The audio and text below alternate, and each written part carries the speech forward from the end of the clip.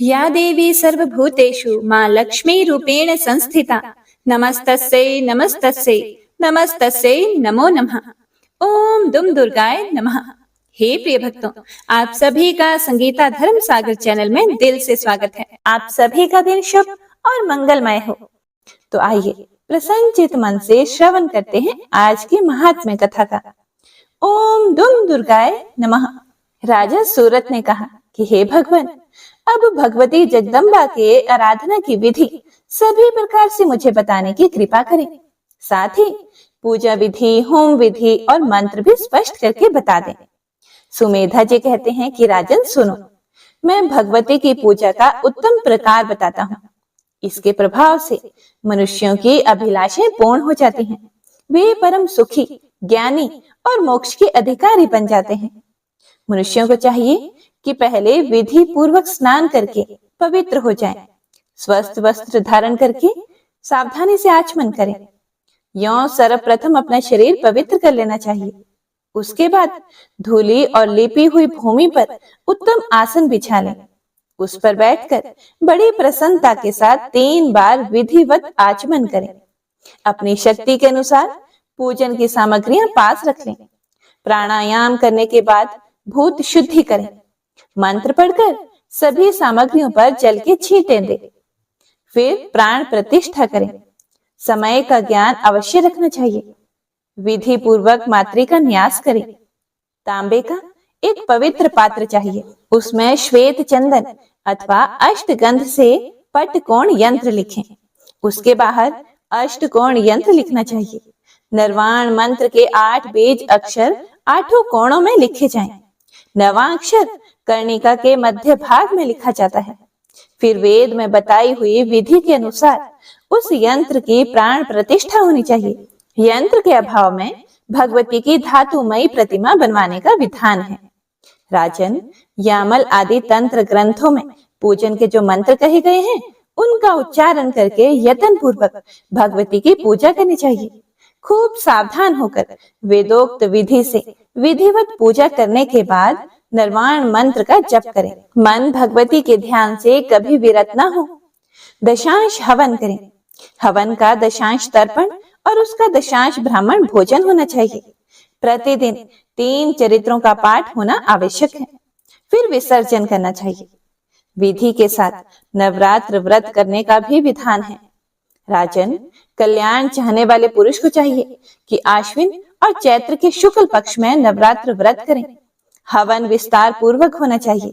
अनुष्ठान में लिए हुए मंत्र पढ़कर पवित्र खीर से हवन करें। उस खीर में घी, चीनी और शहद मिला लेना चाहिए। उत्तम बेल पत्र से भी हवन होता है। शक्कर मिश्रित तिल से भी हवन करने की बात मिलती है। अष्टमी, नवमी और चतुर्दशी के दिन भगवती की विशेष रूप से पूजा होनी चाहिए। उस अवसर पर ब्राह्मणों को भोजन भी कराना चाहिए। ऐसा करने से निर्धन व्यक्ति धनवान हो जाता है। रोगी के रोग दूर हो जाते हैं। संतानहीन को सदा पिता की आज्ञा में तत्पर रहने वाले सुपुत्र प्राप्त होते हैं। राज्यच्युत नरेश को अखिल भूमंडल का राज्य सुलभ हो जाता है। भगवती महामाया की कृपा से शत्रु द्वारा पीड़ित व्यक्ति में ऐसी शक्ति आ जाती है कि वह उसे परास्त कर देता है। जो विद्यार्थी इंद्रियों को वश में करके भगवती की आराधना करता है, उसे पुण्यमय उत्तम विद्या मिल जाती है।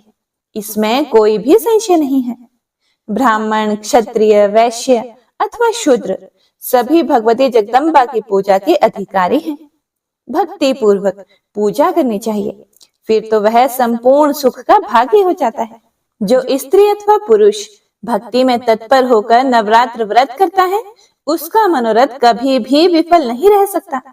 अश्विन शुक्ल पक्ष के उत्तम नवरात्र को जो भक्ति भाव के साथ करता है, उसकी संपूर्ण कामनाएं सिद्ध हो जाती हैं। विधिवत मंडल बनाकर पूजा के स्थान का निर्माण करना चाहिए। फिर वेद के मंत्र की विधि से कलश स्थापन करें। यंत्र को भली भांति ठीक करके उस कलश के ऊपर रख दें। कलश के चारों ओर उत्तम जौ बो दिए जाएं। ऊपर चांदनी लगा देनी चाहिए। फूल के हारों से चांदनी सुशोभित हो। जहां भगवती की स्थापना की जाए, वह घर धूप दीप से सदा संपन्न रहना चाहिए। प्रातः, मध्याह्न और संध्या तीनों समय भगवती की पूजा करें। देवी चंडिका के पूजन में शक्ति के अनुसार पर्याप्त धन व्यय करें। कृपणता ना करें।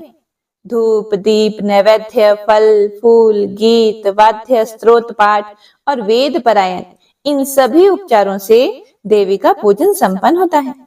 अनेक प्रकार के बाजे बजे और उत्सव मनाया जाए। कन्याओं का विधिवत पूजन करें। वस्त्र, भूषण, चंदन, अनेक प्रकार के भोज्य पदार्थ, सुगंधित तेल और हार, मन को प्रसन्न करने वाली इन सामग्रियों से कन्याओं की पूजा करें। इस प्रकार पूजा की विधि संपन्न करके मंत्र द्वारा हवन करना चाहिए। अष्टमी तथा नवमी किसी दिन भी विधि के साथ हवन कर सकते हैं। फिर ब्राह्मणों को भोजन करावें। नवरात्र व्रत का पारण 10वें दिन करना चाहिए। भक्ति निष्ठ राजा अपनी शक्ति के अनुसार धन दान करें। इस प्रकार जो पुरुष श्रद्धा पूर्वक नवरात्र व्रत करता है अथवा सधवा या विधवा पतिव्रता स्त्री करती है तो उन्हें इस लोक में सुख एवं मनोवांछित भोग सुलभ हो जाते हैं और शरीर छोड़ने पर वे दिव्य स्थान प्राप्त करते हैं। दूसरे जन्म में भी भगवती जगदम्बा की ठीक वैसी ही भक्ति हृदय में स्फुरित हो जाती है। व्रती पुरुष का उत्तम कुल में जन्म होता है। वह सदाचारी जीवन व्यतीत करता है। यह नवरात्र व्रत संपूर्ण व्रतों में श्रेष्ठ कहा गया है। इस व्रत के करने से प्राणी समस्त सुखों के भागी हो जाते हैं। राजन, तुम इसी विधि के अनुसार भगवती चंडिका की आराधना करो, फिर तो तुम्हारे संपूर्ण शत्रु परास्त हो जाएंगे और तुम सर्वोत्तम राज्य पा जाओगे। भोपाल, तुम्हारा शरीर परम सुखी हो जाएगा। तुम्हारे भवन में दुख नहीं ठहरेंगे। फिर तुम्हारे स्त्री और पुत्र तुम्हें मिल जाएंगे, इसमें कोई भी संदेह नहीं है। आदरणीय वैश्य, अब तुम भी इन्हीं भगवती महामाया की आराधना करो। ये विश्व के अधिष्ठात्री हैं। संपूर्ण मनोरथ पूर्ण करना इनका स्वभाव ही है। सृष्टि और संहार कार्य इन्हीं से संपन्न होते हैं। भगवती के प्रसाद से घर जाने पर बंधु बांधव तुम्हारा आदर करेंगे। फिर सांसारिक यथेष्ट सुख भोगने के बाद देवी के पावन लोक में तुम वास करोगे।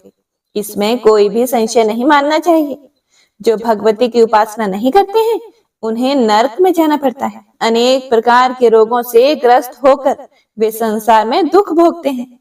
शत्रुओं से उनकी हार हो जाती है। स्त्री और पुत्र से वियोग हो जाता है और तृष्णा उन्हें सताने लगती है। वे बुद्धि से कुछ भी निर्णय नहीं कर पाते।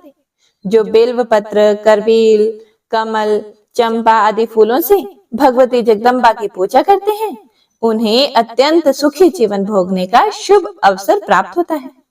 भगवती की शक्ति में तत्पर रहने वाले वे पुरुष धन्यवाद के पात्र हैं जो वेदोक्त मंत्रों द्वारा देवी की आराधना करते हैं।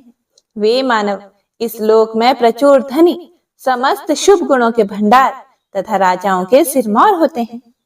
व्यास जी कहते हैं, समाधि, वैश्य और राजा सूरत बड़े दुखी थे। सुमेधा मुनि की बात सुनकर उन्होंने मस्तक झुका दिया। उनके रोम रोम में नम्रता भर गई। हर्ष के कारण उनके नेत्र खिल उठे और हृदय में भक्ति जग उठी।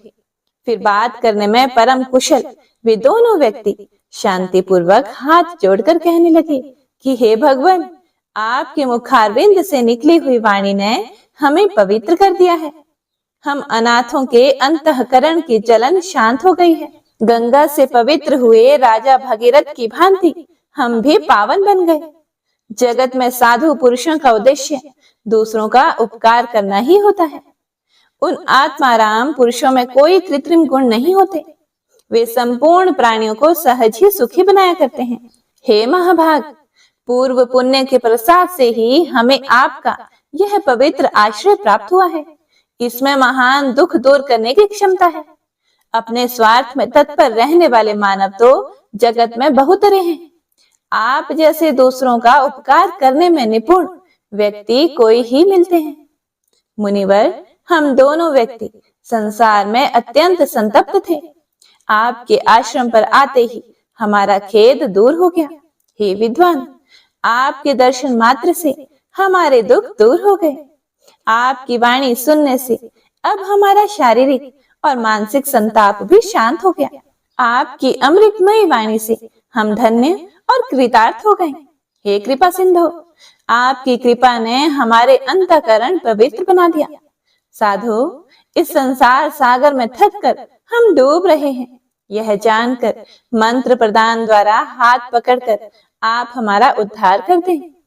अब कठिन तपस्या करने के बाद सुखदायिनी भगवती जगदम्बा की आराधना करके फिर हम आपके दर्शन करेंगे।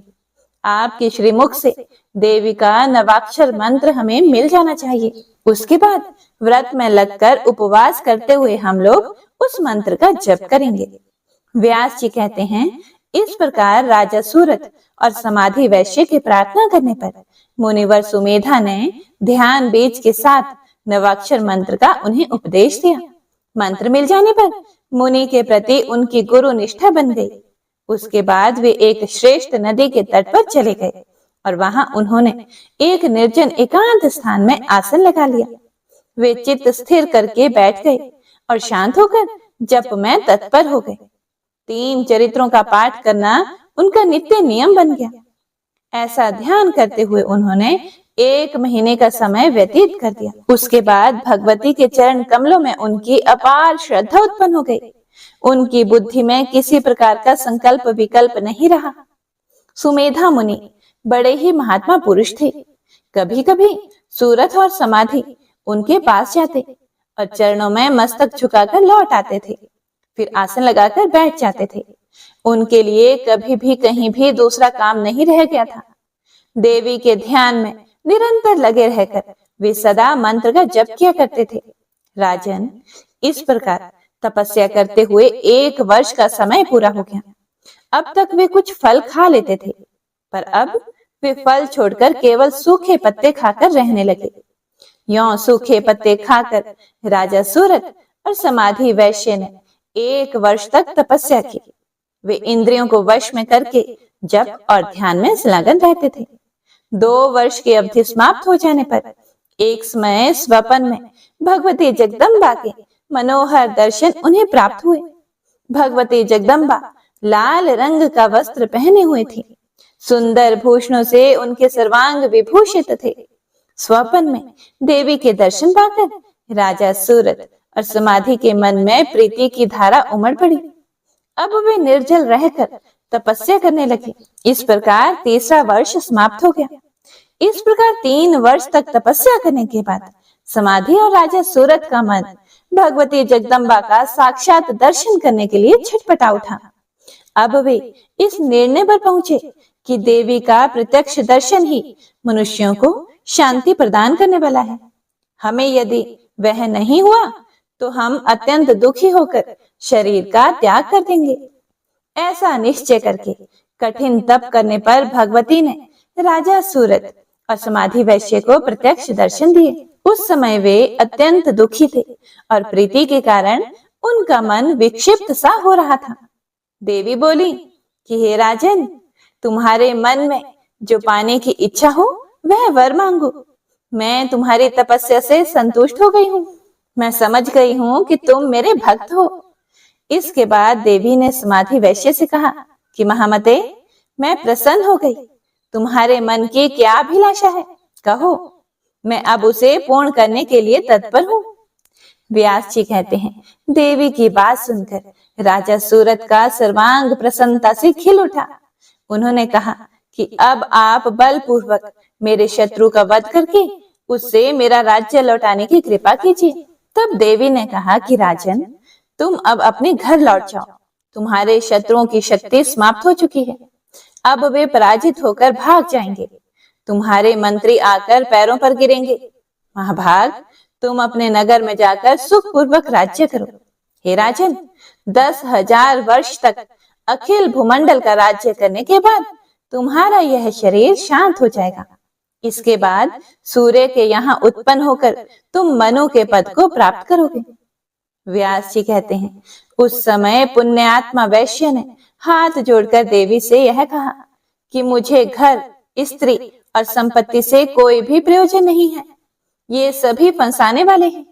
स्वप्न की भांति इनकी नक्षत्र स्पष्ट है। हे माता, मुझे तो आप बंधन से मुक्त करने वाला विशुद्ध ज्ञान प्रदान करने की कृपा करें। यह जगत असार है। मूर्ख और पामर जन ही इसमें फंसे रहते हैं। इसीलिए तरने की इच्छा वाले पंडित जनों के मन में इस संसार से विराग हो जाता है। व्यास जी कहते हैं, समाधि वैश्य ने भगवती महामाया के सामने हाथ जोड़कर अपना मनोरथ प्रकट किया। उसके वचन सुनकर भगवती ने कहा कि हे वैश्यवर, तुम्हें अवश्य ही ज्ञान उत्पन्न होगा। राजा सूरत और समाधि वैश्य को इस प्रकार वर देकर देवी वहीं अंतर ध्यान हो गई। भगवती के अप्रत्यक्ष हो जाने पर महाराज सूरत ने मुनिवर सुमेधा जी को प्रणाम किया। उसके बाद घोड़े पर सवार होकर वे राजधानी को जाना ही चाहते थे कि इतने में ही उनके कुछ मंत्री और प्रजा वर्ग वहां पहुंचे तथा हाथ जोड़कर सामने खड़े हो गए। वे नम्रता पूर्वक प्रणाम करके कहने लगे कि हे राजन, आपके संपूर्ण शत्रु पापी होने के कारण युद्ध भूमि में मर मिटे हैं। महाराज, अब आप नगर में विराजमान होकर अपना निष्कंटक राज्य भोगे। यह शुभ समाचार पाकर राजा ने मुनिवर को प्रणाम किया, उनसे आज्ञा ली और मंत्रियों के साथ आश्रम में चल पड़े तथा शीघ्र ही अपनी राजधानी में पहुंच गए। पत्नी और बंधु बांधवों से पूर्ववत संबंध हो गया। फिर तो वे समुद्र पर्यंत सारी पृथ्वी का राज्य भोगने लगे। वैश्य भी परम ज्ञानी बन गया। उसके मन में पूर्ण विरक्ति आ गई।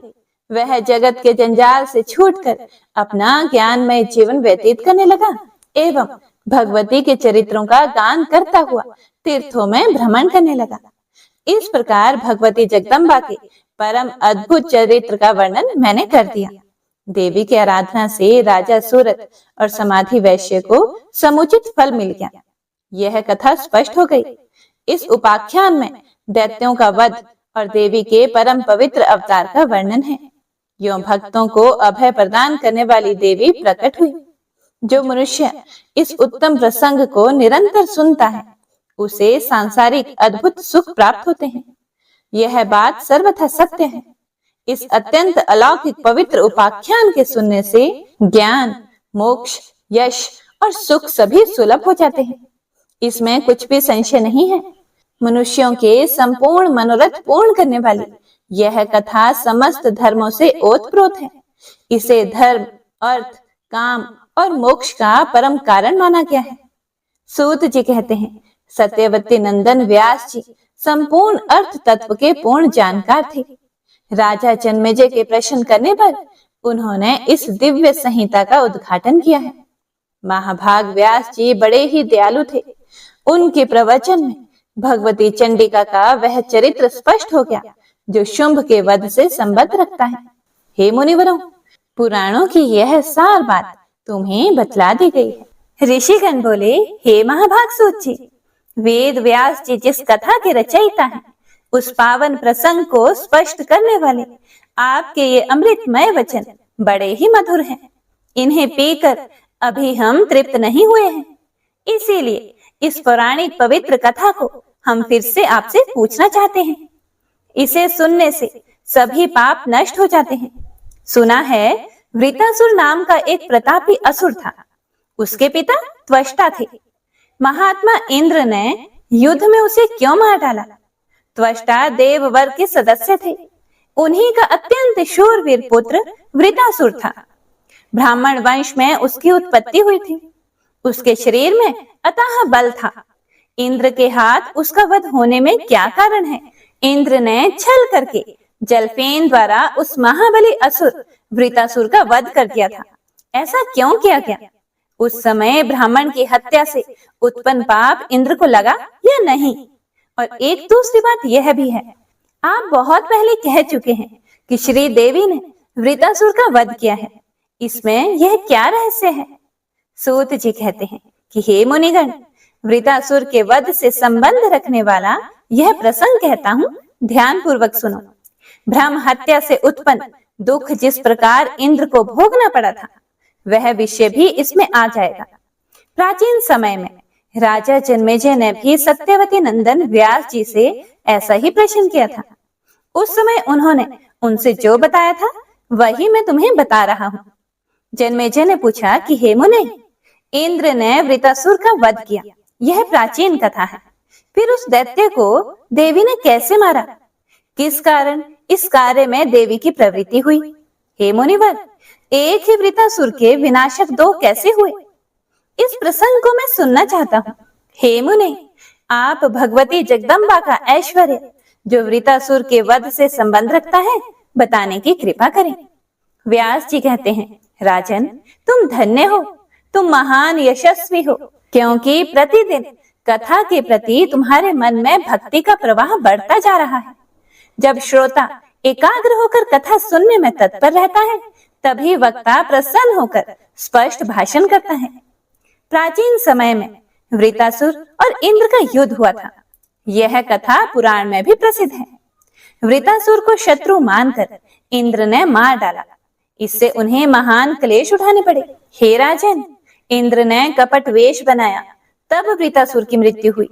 इस विषय में कोई आश्चर्य नहीं करना चाहिए, क्योंकि भगवती महामाया के प्रभाव से मुनियों की बुद्धि भी कुंठित हो जाती है।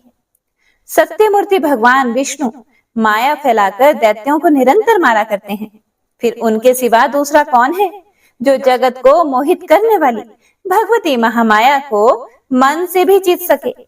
इन्हीं महामाया की प्रेरणा से श्री हरि मत्स्य आदि योनियों में प्रकट होते रहते हैं। हजारों युगों की यही स्थिति है। यह शरीर, धन, घर, बांधव, पुत्र और स्त्री सब मेरे हैं। इस प्रकार के मोह में पड़कर संपूर्ण प्राणी पुण्य एवं पापमय कर्मों में रचे पचे रहते हैं, क्योंकि अपार गुण वाली महामाया सबको मोहित किए हुए है। कभी कोई भी मनुष्य इस माया को मिटा नहीं सकता।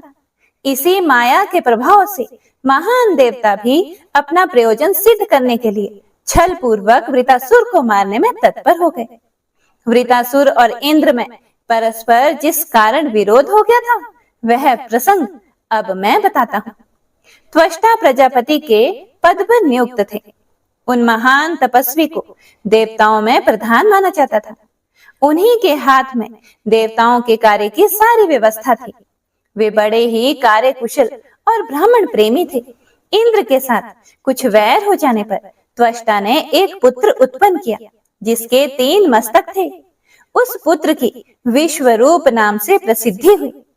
उसका रूप बड़ा ही आकर्षक था।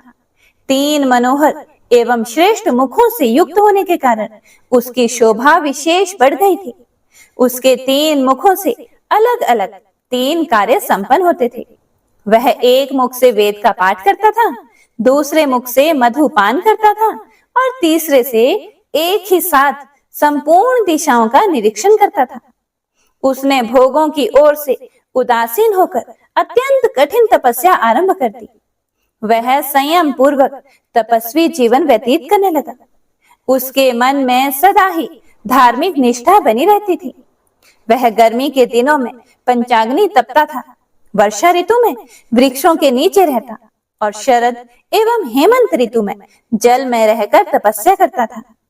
सदा ही निराहार रहता। इंद्रियां उसके वश में थी। वह संपूर्ण सग्रह परिग्रहों से मुक्त था। यों विवेकी विश्वरूप घोर तपस्या करने लगा, परंतु उसकी बुद्धि में कुछ कालिमा अवश्य थी। विश्वरूप को यों तपस्या करते देखकर इंद्र दुखी हो गए। उन्हें दुख इस बात का हुआ कि कहीं यह विश्वरूप मेरा पद ना ग्रहण कर ले। उस समय विश्वरूप में असीम तेज आ गया था। तपस्या के प्रभाव से शक्ति बढ़ गई थी। उस सत्यवादी को देखकर इंद्र दिन रात अत्यंत चिंता करने लगे। सोचा, इतना आगे बढ़ा हुआ यह त्रिशिरा मेरा अस्तित्व ही मिटा देगा। विद्वानों का कथन है कि बढ़ते हुए पराक्रमी शत्रु की कभी भी उपेक्षा नहीं करनी चाहिए। इसीलिए इसकी तपस्या नष्ट करने के लिए मुझे कोई उपाय करना परम आवश्यक है। कामदेव तप का शत्रु है। यह निश्चय है कि इसके प्रभाव से त्रिशिरा की तपस्या नष्ट हो जाएगी। आज मुझे वही करना चाहिए जिससे यह तपस्वी भोग भोगने में आसक्त हो जाए। शत्रु की शक्ति ना सहने वाले बुद्धिमान इंद्र ने मन में ऐसा विचार करने के बाद त्रिशिरा को प्रलोभन में डालने के लिए अप्सराओं को आज्ञा दी। उर्वशी, मेनका, रंभा, घृताची, तिलोत्मा आदि अप्सराओं को बुलाया गया और उनसे कहा कि अपने रूप का अभिमान रखने वाली अप्सराओं, तुम सब मिलकर मेरा एक प्रिय कार्य करो। आज मेरे सामने एक कठिन समस्या उपस्थित है, कारण मेरा महान शत्रु तपस्या कर रहा है। तुम लोग अब इस दुर्जय शत्रु के पास जाओ और ऐसा प्रयत्न करो जिससे कि वह प्रलोभन में आ जाए। देर करना उचित नहीं है। भली भांति श्रृंगार और वेशभूषा बनाकर जाओ। संपूर्ण शारीरिक हाव भाव दिखाओ। उसे लुभाने में सभी उपायों से काम लो। तुम्हारा कल्याण। मेरा संताप दूर करना अब तुम्हारे हाथ में है। असीम भाग्यशालिनी अप्सराओं, त्रिशिरा का तपोबल जानकर मेरे शरीर में दुर्बलता आ गई है। उसका पराभव ना हुआ तो वह बलवान शत्रु बहुत शीघ्र मेरे आसन पर अधिकार जमा लेगा।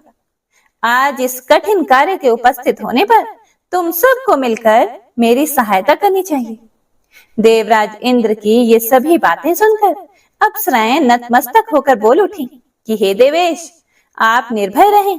त्रिशिरा को लुभाने के लिए हम पर्याप्त प्रयत्न करेंगे। जिस किसी प्रकार से भी उसके द्वारा भय ना पहुंचे, वैसा ही हमारा प्रयत्न होगा। उस मुनि को लुभाने में नाचने, गाने, विहरने की सारी विधियां की जाएंगी।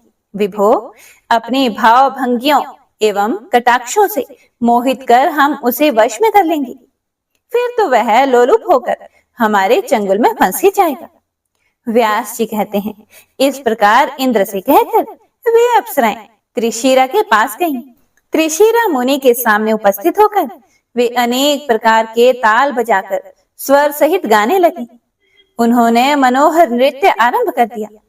उस समय उस मुनि को लुभाने के लिए उन अप्सराओं ने भांति भांति के भावों का प्रदर्शन किया, किंतु उनकी विडंबना पर त्रिशिरा मुनि की तनिक भी दृष्टि नहीं पड़ी। वह तपस्या का भंडार बन गया था। उसने इंद्रियों पर विजय पा ली थी। वह गूंगे और बहरे के समान अविचल भाव से बैठा रहा। अत्यंत मोह में डालने वाले अनेक प्रपंच करने, नाचने और गाने में तत्पर वे अप्सराएं कुछ दिनों तक त्रिशिरा मुनि के आश्रम पर रहीं। परंतु जब वह मुनि ध्यान से विचलित ना हो सका, तब वे लौटकर इंद्र के पास आ गई। अब वे थक गई थी। उनके मन में निराशा छा गई थी। भय से उनका कलेजा कांप रहा था। मुख पर मलानता छाई हुई थी। वे सभी स्त्रियां हाथ जोड़कर देवराज इंद्र से कहने लगी कि हे महाराज, हे देवेश्वर, हमने बहुत प्रयत्न किया, किंतु वह तपस्वी अपने धैर्य से जरा भी विचलित न हो सका। अब आपको सर्वथा किसी दूसरे उपाय का अनुसरण करना चाहिए। यह तपस्वी जितेंद्रिय है। उसके सामने हमारा बल कुछ भी काम नहीं कर सका। वह मुनि कोई महान पुरुष है। वह तप के प्रभाव से अग्नि के समान तेजस्वी हो गया है। सौभाग्यवश उसके द्वारा शापित होने से हम बच गए हैं। इसके बाद खोटी बुद्धि वाले इंद्र ने अप्सराओं को विदा कर दिया और वे स्वयं चिंता में पड़े रहे। त्रिशिरा किस उपाय से मारा जाएगा, यही उनकी चिंता का एक विषय था। उनके मन में बहुत पहले से यह घृणित बात खटक रही थी। हे राजन, लोक लज्जा तथा पाप से होने वाले महान भय की कुछ भी परवाह ना करके उसे मारने के लिए इंद्र बुरे विचार में लगे रहे। व्यास जी कहते हैं, उस समय देवराज इंद्र लोभाविष्ट होने के कारण घृणित विचार वाले हो गए थे। ऐरावत पर सवार होकर वे त्रिशिरा मुनि के पास स्वयं ही चले गए। वहां जाने पर उन्हें अमित पराक्रमी मुनि दिखाई दिए। वह स्थिर आसन लगाकर बैठे हुए थे। वाणी उसके अधीन थी। वह ध्यान मगन होकर तप कर रहे थे। तेज के कारण सूर्य और अग्नि के साथ उनकी तुलना हो रही थी। उन्हें देखकर इंद्र के मन में अत्यंत खेद उत्पन्न हो गया। वे सोचने लगे, अहो, इस मुनि को मारने में कैसे सफल हो सकूंगा। निश्चय ही यह परम धर्मात्मा है। तपोबल से इसकी कांति चमक रही है, पर मेरे आसन पर अधिकार जमाने की इच्छा वाले इस शत्रु की अब उपेक्षा भी तो कैसे की जा सकती है। ऐसा विचार करने के बाद देवगणों के अध्यक्ष इंद्र ने स्वयं अपना सर्वोत्तम वज्रास्त्र, जो सूर्य एवं चंद्रमा के समान प्रकाश फैला रहा था, त्रिशिरा मुनि पर चला दिया। उस समय मुनि की समाधि लगी हुई थी। अब वज्र की चोट से घायल होकर वह तपस्वी जमीन पर गिर पड़ा। उसके प्राण त्याग कर गए। वह घटना देखने में बड़ी ही आश्चर्यजनक थी। जान पड़ता था कि मानो कुलिश से कटा हुआ पर्वत का शिखर गिर पड़ा हो। उसे मारकर देवराज को अपार हर्ष हुआ। वहां उपस्थित मुनिगण हाहाकार करने लगे। उनके मुख से निरंतर करुण ध्वनि निकलने लगी। हाय, शतक्रतु इंद्र बड़ा पापी है। इसने इस तपस्वी को मारकर बहुत बड़ा अनर्थ कर डाला। इस समय यह इंद्र महान दुष्ट और पापी बन गया है। तभी तो इसने इस निरपराधी मुनि की निर्मम हत्या कर डाली। हत्या से प्रकट हुआ पाप फल इस पापी को अवश्य भोगना पड़ेगा। इसके बाद त्रिशिरा मुनि का वध करके इंद्र अपने भवन की ओर चल पड़ा। वह मुनि महान आत्मा तथा तप का भंडार था। इंद्र द्वारा मारे जाने पर भी ऐसा प्रकाशमान हो रहा था कि मानो जीवित पुरुष हो। जमीन पर निर्जीव पड़ा था, परंतु प्राणधारी व्यक्ति की भांति उसके द्वारा चेष्टा हो रही थी। यह देखकर इंद्र अत्यंत चिंतित हो गए। उनके सभी अंगों पर उदासी छा गई। वे मन ही मन सोचने लगे कि कहीं ये फिर से तो जीवित नहीं हो जाएगा। उस समय सामने तक्षा नामक एक व्यक्ति खड़ा था। उस पर दृष्टि डालकर देवराज ने अपना काम सिद्ध हो जाने के लिए कहा, हे तक्षा, तुम मेरी बात मानकर इस महान तेजस्वी मुनि के मस्तक को धड़ से अलग कर डालो। ऐसा जान पड़ता है कि मानो यह जीवित हो। ऐसा प्रयत्न करो कि यह जी ना सके। इंद्र की बात सुनकर उन्हें निंद सिद्ध करते हुए तक्षा कहने लगा। तक्षा ने कहा कि इस मुनि का कंधा बड़ा ही विशाल प्रतीत हो रहा है। मेरी कुल्हाड़ी उसे मार नहीं सकेगी। फिर मैं इस घृणित कार्य में प्रवृत्त भी नहीं हो पाऊंगा। तुमने वह अत्यंत निंदित कर्म किया है। अच्छे पुरुषों ने ऐसे कार्य की घोर निंदा की है। जो मरा हुआ है उसे फिर से मारने में केवल पाप का ही भागी होना पड़ता है। मैं इस पाप से बहुत डरता हूँ। यह मुनि तो मर ही गया है, फिर इसका सिर काटने से क्या प्रयोजन? भला बताओ तो, इस कलुषित कार्य में क्या तुम्हें भय नहीं लगता? इंद्र बोले, इस मुनि का यह विशाल शरीर ऐसा जान पड़ता है कि मानो अभी इसमें प्राण वर्तमान है। इसीलिए मैं डर रहा हूँ, कहीं मेरा यह विपक्षी मुनि जीवित ना हो जाए। तक्षा ने कहा, ऐसी निर्मम हत्या कितना नीच कर्म है। क्या तुम्हारे हृदय को यह आतंकित नहीं कर रहा? इस ऋषि कुमार के मारने से ब्रह्म हत्या हुई है। क्या तुम्हें इसका भय नहीं? इंद्र ने कहा, इस पाप को दूर करने के लिए मैं फिर प्रायश्चित कर लूंगा। महामते, छल करके भी शत्रु को मार डालना सर्वथा उचित है। तक्षा ने कहा कि हे भगवान, तुम्हें महान लोभ खेरे हुए है, इसी से इस समय यह पाप कर रहे हो। किंतु हे विभो, भला बताओ तो, तुम्हारे सिवा मैं इस नीच कर्म में सम्मिलित क्यों हूँ? इंद्र बोले, अब से सदा के लिए मैं निश्चय कर देता हूँ कि समस्त यज्ञों में मैं तुम्हें भी भाग दूंगा। यज्ञ करते समय मनुष्य तुम्हें बलि चढ़ाया करेंगे। तुम्हारे लिए यह मूल्य निर्धारित हो गया। इसके बदले में त्रिशिरा के मस्तक को काट कर तुम मेरा प्रिय कार्य करो। व्यास जी कहते हैं कि हे राजन, इंद्र की यह बात सुनकर तक्षा के मन में भी लोभ आ गया। लोभ तो पाप का मूल है ही। फिर तो उसने मजबूत टांगी उठाई, अर्थात मजबूत कुल्हाड़ी उठाई और उससे त्रिशिरा के मस्तक धड़ से अलग कर दिए। उन तीनों मस्तकों के कट जाने पर जमीन पर गिरते ही तुरंत उनसे हजारों पक्षियों का जन्म हो गया। उस अवसर पर मुनि के मुख से गोरैया, कबूतर और तीतर आदि पक्षीगण पृथक पृथक उत्पन्न हो गए। त्रिशिरा मुनि जिस मुख से वेद का स्वाध्याय करता और सोम रस पीता था, उससे तुरंत कबूतर निकल आए। सोम रस पीते समय समस्त दिशाओं पर दृष्टिपात करने के लिए जिस मुख से काम लिया करता था, उससे अत्यंत चमकीले तीतर उत्पन्न हुए। मधु पीने वाले मुख से गोरैयों की उत्पत्ति हुई। हे राजन, इस प्रकार त्रिशिरा से इन पक्षियों का निष्क्रमण हुआ है। राजन, त्रिशिरा के मस्तक से यों पक्षी निकल गए यह देखकर इंद्र के मन में बड़ी प्रसन्नता हुई। फिर वे स्वर्ग को सिधार गए। उनके चले जाने पर तक्षा भी तुरंत वहां से अपने घर चल दिया। हे राजन, यज्ञ में भाग पाने का अधिकार मिलने से उसका मन अत्यंत प्रसन्न था। महान पराक्रमी शत्रु मार डाला गया, यह समझकर इंद्र भी भवन पर पहुंचे और अपने को कृत्य मानने लगे। ब्रह्म हत्या की कुछ भी चिंता नहीं की। इधर जब त्वष्टा ने सुना कि मेरा परम धार्मिक पुत्र मार डाला गया है, तब उनके मन में क्रोध की सीमा न रही। उन्होंने यह वचन कहा कि मेरा पुत्र एक पुण्य आत्मा मुनि था, जिसके द्वारा वह मारा गया है, उससे बदला अवश्य लेना है। इसीलिए उसके वध के लिए मैं फिर से पुत्र उत्पन्न करूंगा। देवता मेरा पराक्रम और तपोबल देखें। वह पापी अपने किए हुए पाप के सारे कुफल पर ध्यान दे। इस प्रकार कहने के बाद त्वष्टा ने पुत्र उत्पन्न होने के उद्देश्य से अथर्ववेद के मंत्रों का उच्चारण करके अग्नि में हवन करना आरंभ कर दिया। उस समय क्रोध ने उनको व्याकुल कर दिया था। 8 रात्रियों तक हवन होता रहा। अग्नि प्रचंड लपटों से धधकती रही।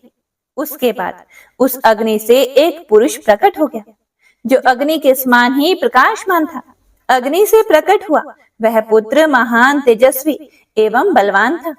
उसके शरीर से अग्नि के समान ही प्रकाश फैल रहा था। वह त्वष्टा के सामने खड़ा हो गया। उस पर उनकी दृष्टि पड़ी। तब त्वष्टा उस पुत्र की ओर आंखें करके कहने लगे कि इंद्र शत्रु, तुम मेरी तपस्या के प्रभाव से अत्यंत शक्तिशाली बन जाओ। उस समय क्रोध के कारण त्वष्टा के शरीर में आग सी लग रही थी। उनके कहने पर अग्नि के समान तेजस्वी वह पुत्र अपना क्लेवर बढ़ाने लगा। ऐसा बढ़ा मानो आकाश छू लेगा। उसका विकराल शरीर पर्वत के समान दिखने लगा। जान पड़ता था कि मानो स्वयं मूर्तिमान काल ही प्रकट हो गया हो। अत्यंत घबराए हुए पिता से उसने कहा कि हे पिताजी, मुझे क्या करने की आज्ञा देते हैं? उत्तम व्रत का आचरण करने वाले प्रभु, मेरा नाम बताने के साथ ही कार्य का भी निर्देश कर दें।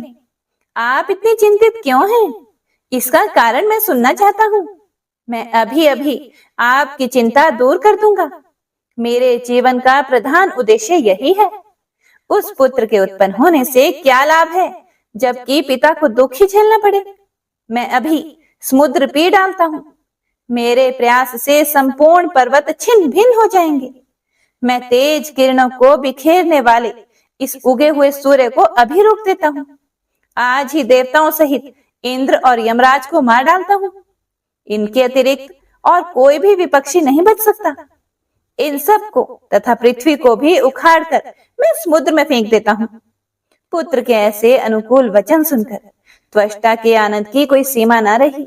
अतः पर्वताकार शरीर वाले उस पुत्र से वे कहने लगे कि हे पुत्र, तुम इस समय मुझे संकट से बचाने में समर्थ हो, इसीलिए वृत्त नाम से जगत में तुम्हारी प्रसिद्धि होगी।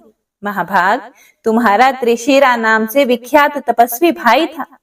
उसके 3 सामर्थ्यशाली मस्तक थे। वह तुम्हारा भ्राता वेद और वेदांग का पूर्ण ज्ञाता था। उसे सभी विद्याएं ज्ञात थी। त्रिलोकी को चकित करने वाली तपस्या में वह प्राय संलग्न रहता था। अभी आज ही इंद्र ने वज्र से मारकर उसके मस्तक काट डाले हैं। मेरा वह पुत्र सर्वथा निरपराध था। सहसा यह अप्रिय घटना घट गई। अब तुम पापी इंद्र को परास्त करो, क्योंकि वह ब्रह्मघाती, नीच, निर्लज, दुर्बुद्धि है। पुत्र के शोक से अत्यंत आकुल त्वष्टा यूं कहकर भांति भांति के दिव्य आयुधों के निर्माण में लग गए। फिर इंद्र का वध करने के लिए उन आयुधों से वृतासुर को उन्होंने सुसज्जित कर दिया। उन्होंने मेघ के समान प्रतिभाशाली तथा भार सहने में समर्थ शीघ्रगामी एक अत्यंत सुंदर सुदृढ़ रथ वृतासुर को दे दिया और उसे युद्ध करने की आज्ञा दे दी। हे प्रिय भक्तों, व्यास जी कहते हैं कि राजन, उसके बाद महाबली वृतासुर वेद के पारगमी विद्वानों द्वारा त्वस्तयन कराकर रथ पर बैठा और इंद्र को मारने के लिए चल पड़ा। देवताओं ने जिन बहुत से दैत्यों को परास्त कर दिया था, वे क्रूर स्वभाव के दानव भी वृतासुर को महान बलि समझकर उसकी सेवा करने के लिए साथ हो लिए। यह दानव युद्ध करने के विचार से आ रहा है, यह देखकर इंद्र के गुप्तचर बड़ी ही शीघ्रता के साथ देवराज के पास जा पहुंचे और उनसे कहने लगे कि वृतासुर नामक दानव आपका घोर शत्रु है। त्वष्टा ने इस बलवान राक्षस को उत्पन्न किया है। अब बहुत जल्दी ही रथ पर बैठकर वह यहाँ आ रहा है। पुत्र की मृत्यु से संतप्त होने के कारण त्वष्टा के मन में क्रोध का संचार हो गया था। उन्होंने आपका संहार करने के लिए मंत्र प्रयोग से इस दुर्धर्ष दैत्य को उत्पन्न किया है। इसके साथ बहुत से राक्षस भी हैं। हे महाभाग, भयंकर शब्द करने वाला यह शत्रु बड़ा ही विकराल है। इसकी आकृति ऐसी है कि मानो मंद्राचल अथवा सुमेरु पर्वत हो। अब इसके आने में किंचित मात्र विलंब नहीं है। आप अपनी रक्षा का प्रयत्न करें। उसी अवसर पर अत्यंत डरे हुए देवता भी वहां पहुंचे। अभी इंद्र गुप्तचरों की बात सुन ही रहे थे कि इतने में ही वे भी अपनी बात सुनाने लगे। देवता कहने लगे कि इस समय स्वर्ग में अनेक प्रकार के अपशकुन हो रहे हैं। पक्षियों की बोली से जान पड़ता है कि कोई महान भय सामने आना चाहता है। व्यास जी कहते हैं कि हे राजन, देवताओं की ये बातें सुनकर इंद्र चिंतित हो गए। उन्होंने बृहस्पति जी को बुलाया और उनसे वे मनोगत बात पूछने लगे। इंद्र ने पूछा कि हे ब्राह्मण, बड़े आश्चर्य की बात है कि ये भयंकर अपशकुन क्यों हो रहे हैं। हे महाभाग, आप तो सर्वज्ञ हैं। इस विघ्न को दूर करने की आप में पूर्ण योग्यता है। आप बुद्धिमान शास्त्र के तत्व को जानने वाले तथा देवताओं के गुरु हैं। आप शत्रु श्रय करने वाली कोई शांति करने की कृपा करें, जिससे मुझे दुख ना देखना पड़े। वैसा ही प्रयत्न आपको करना चाहिए। फिर बृहस्पति जी बोले कि मैं क्या करूं? इस समय तुम्हारे द्वारा अत्यंत घोर निंदित कर्म हो गया है। निरपराधी मुनि को मारकर तुम क्यों इस बुरे फल के भागी बन गए? अत्यंत उग्र पुण्य और पापों का अमिट फल शीघ्र भोगना ही पड़ता है। इसीलिए कल्याण चाहने वाले पुरुष को चाहिए कि खूब सोच समझकर कार्य करे, जिससे दूसरे कष्ट पाएं। वैसा कर्म कभी ना करें। दूसरों को पीड़ा देने वाला स्वयं सुखी रहे, यह तो असंभव है। तुमने मोह और लोभ में पड़कर ब्रह्म हत्या कर डाली है। अब सहसा किए हुए उसी पाप कर्म का वह फल तुम्हारे सामने आया है। संपूर्ण देवता मिलकर भी उस वृतासुर को नहीं मार सकते। तुम्हें मारने के लिए ही वह आ रहा है। उसके साथ बहुत से दानव भी आ रहे हैं। दिव्य आयुधों को लेकर वह सामने आ रहा है। हे देवेंद्र, वह प्रतापी दुर्धर्ष दैत्य जगत का संहार करने की इच्छा से आ रहा है।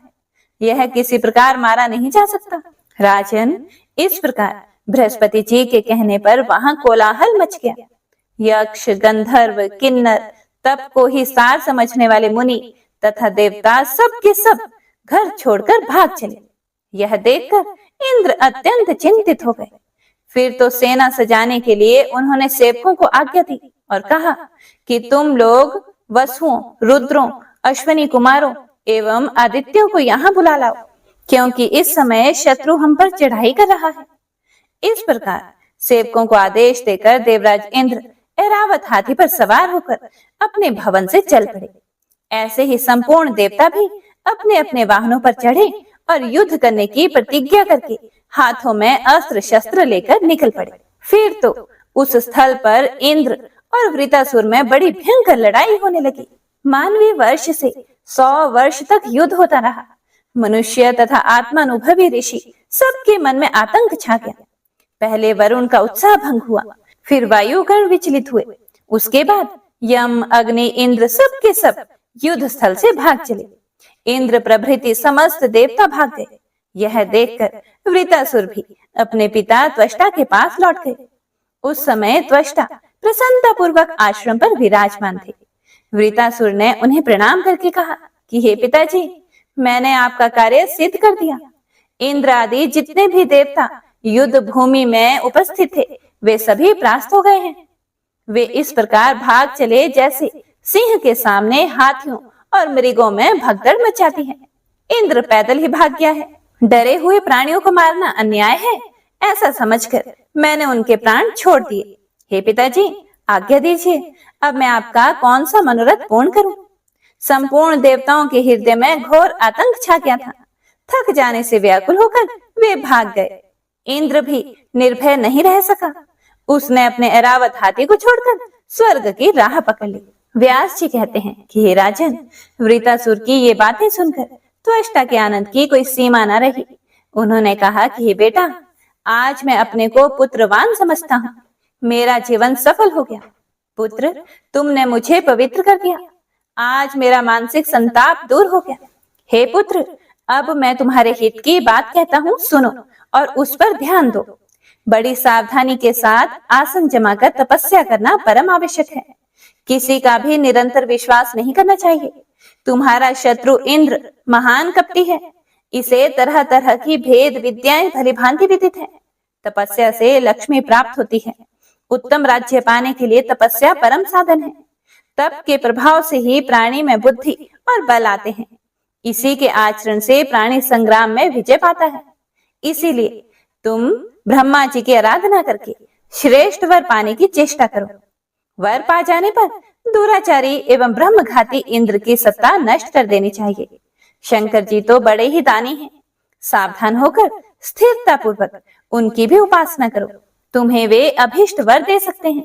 जगत की रचना करने वाले ब्रह्मा जी में असीम सामर्थ्य है। उन्हें संतुष्ट करके तुम अमरत्व प्राप्त कर लो, फिर पापी इंद्र को परास्त कर देना।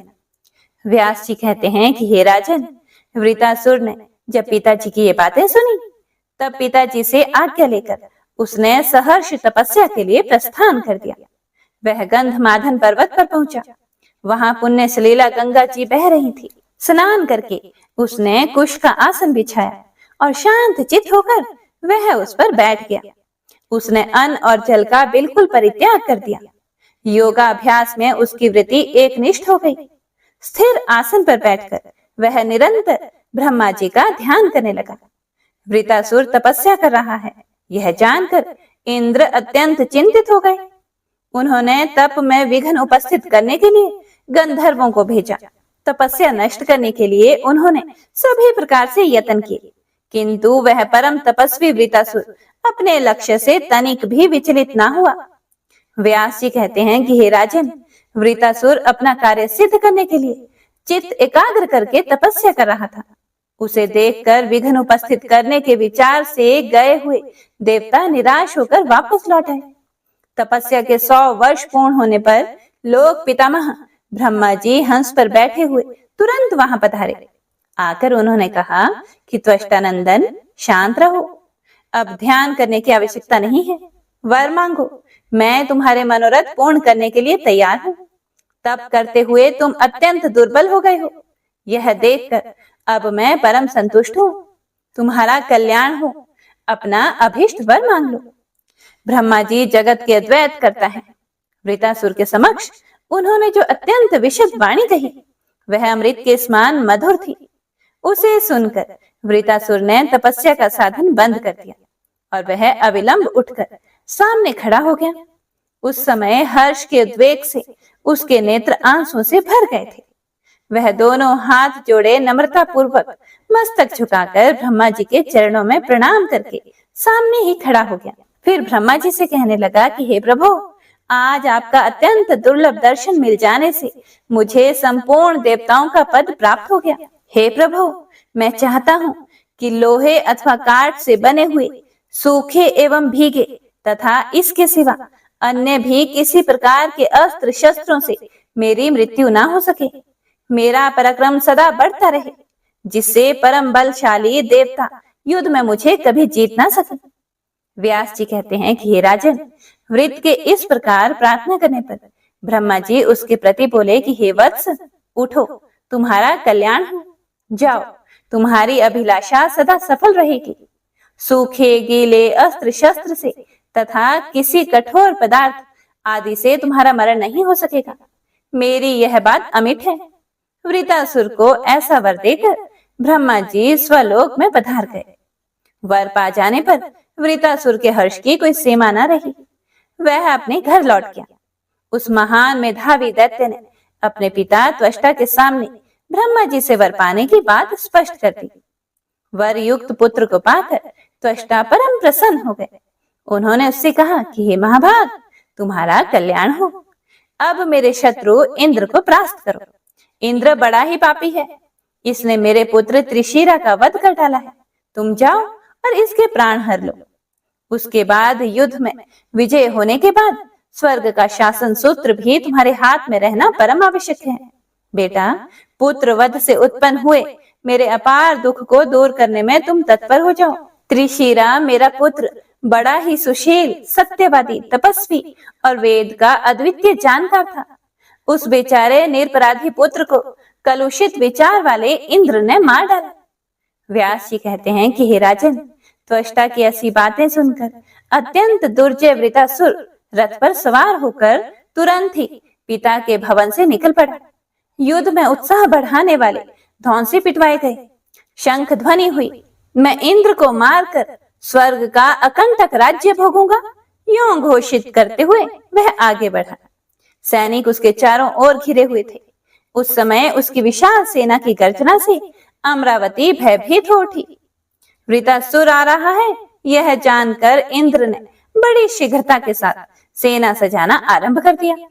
शत्रुसूदन इंद्र ने तुरंत संपूर्ण लोकपालों को बुलाया और उन्हें युद्ध करने की आज्ञा दी। गृध्रव्यूह का निर्माण करके इंद्र स्वयं उसके बीच में विराजमान हो गए। शत्रु की सेना को कुचल देने की शक्ति रखने वाला वृतासुर तुरंत ही वहां आ पहुंचा। उसके बाद देवताओं और दानवों में भयंकर लड़ाई छिड़ गई। इस प्रकार देवताओं और दानवों का वह रोमांचकारी घोर संग्राम 10,000 वर्षों तक चलता रहा। संपूर्ण संसार त्रस्त हो उठा। अभिमान में चूर रहने वाले वृतासुर की शक्ति जब अधिक बढ़ गई, तब उसके तेज से फीके पड़ जाने के कारण इंद्र परास्त हो गए। युद्ध में हार जाने पर उन्हें महान क्लेश हुआ। उनकी पराजय देखकर देवताओं के विषाद की सीमा नहीं रही। फिर तो इंद्र प्रभृति सब देवता युद्ध भूमि छोड़कर भाग चले गए। तुरंत वृतासुर आया और देव सदन पर उसने अपना अधिकार जमा लिया। स्वर्ग के समस्त उपवन अब उसके उपभोग में आने लगे। अपने स्थान से च्युत हुए सारे देवता पर्वतों की कंदराओं में जाकर बड़े कष्ट के साथ समय व्यतीत करने लगे। अब उन्हें यज्ञ में भाग मिलना भी बंद हो गया था। तदंतर इंद्र सहित वे देवता कैलाश पर्वत पर गए। वहां भगवान शंकर विराजमान थे। उन्होंने उन्हें प्रणाम किया और हाथ जोड़कर बड़ी नम्रता के साथ कहने लगे, हे महादेव, हे कृपा सिंधु, हे महेश्वर, हम वृतासुर से परास्त हो गए हैं। भय से हमारा कलेजा कांप रहा है। आप हमारी रक्षा करें। कल्याणदाता भगवान शंभो, उस बलि दानव ने हमारा घर तक छीन लिया है। इसीलिए अब हमें क्या करना चाहिए, इसे स्पष्ट बताने की कृपा कीजिए। हे महेश्वर, स्थान भ्रष्ट हम सभी देवता अब क्या करें और कहां जाएं? प्रभु, हमारे दुख का पार नहीं है, इसीलिए आप इससे उद्धार का उपाय बताइए। प्राणियों पर शासन करने वाले कृपा सिंधु, हे भगवान, हम घोर कष्ट पा रहे हैं। वरदान के प्रभाव से वृतासुर अत्यंत अभिमानी हो गया है। हमारी सहायता करने के विचार से आप उसे मार डालने की कृपा करें। इसके बाद भगवान शिव ने जो कुछ भी कहा वह आप अगले अध्याय में सुनेंगे। आज का अध्याय यही समाप्त होता है। ओम दुम दुर्गाय नमः। जय माता दी। आपका मंगल हो।